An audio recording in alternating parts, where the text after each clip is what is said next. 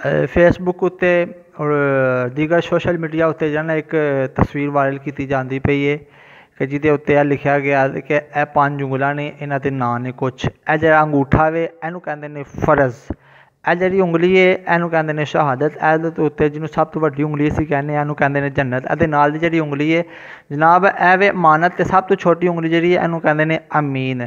ते बड़े सारे लोगों ने इहनूं याद भी कीता होएगा, स्कूलों के अंदर बच्चों ने भी याद किया होएगा।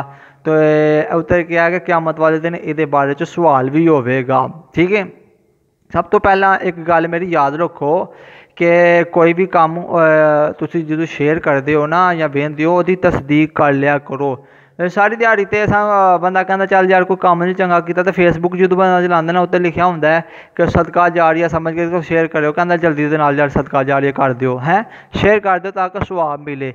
एक हदीस पाक का मफहूम सुनो, प्यारे आका अलैहिस्सलाम ने इरशाद फरमाया कि जेड़ा फरमान मेरे तो साबित ही नहीं है, ठीक है, तो कोई बंदा मेरे अल मनसूब करे क्या जाएगा कि हुजूर दी हदीस पाक है, ठीक है, मन गलत अपने को बना के वो अपना ठिकाना जिन्हें दोदक च समझे, जहन्नम च समझे। ठीक है, ऐसा कोई फरमान नहीं मिलता पाया कि इन्हां 5 ਉਂਗਲਾਂ के बारे के अंदर क़यामत वाले दिन सवाल होगा। ठीक है, एक चीज़ मेरी याद रखो कि जो तुम कोई चीज़ शेयर करते हो ना यार, शेयर करते हो को तस्दीक करा लिया करो किसी आलमे दीन दे कोलो, ताकि तुहानू रहनमाई मिल जाए।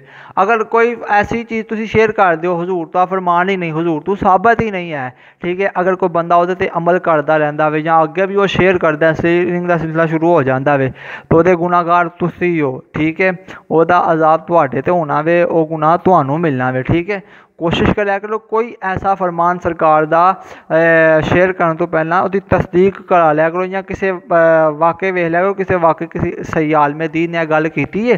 ठीक है कि नहीं। हाँ, क़यामत वाले दिन पूछा जाएगा, नियमतां दे बारे च पूछा जाएगा। ठीक है, कबर च जाओगे तुसीं ओहदे सवालात होणगे कि कबर दे अंदर की सवाल होया, भी सरकार ने सानू दस दिते ने, आलमे दीनां ने सानू दस्सिया दा चीज़ां कि यह चीज़ां आनियां ने, ठीक है, हदीसां च मौजूद है, पर यह सवाल कोई नहीं है कि क़यामत वाले दिन कबर दे अपना क़यामत वाले दिन जनाब उंगलियां दे बारे च सवाल होएगा। तो अल्लाह दे अंदर दुआ है कि अल्लाह ताला सानू इल्मे दीन सीखण दी तौफीक अता फरमाए। अपने आलमे दीनां कोल ब्याह करो, आलमे दीनां को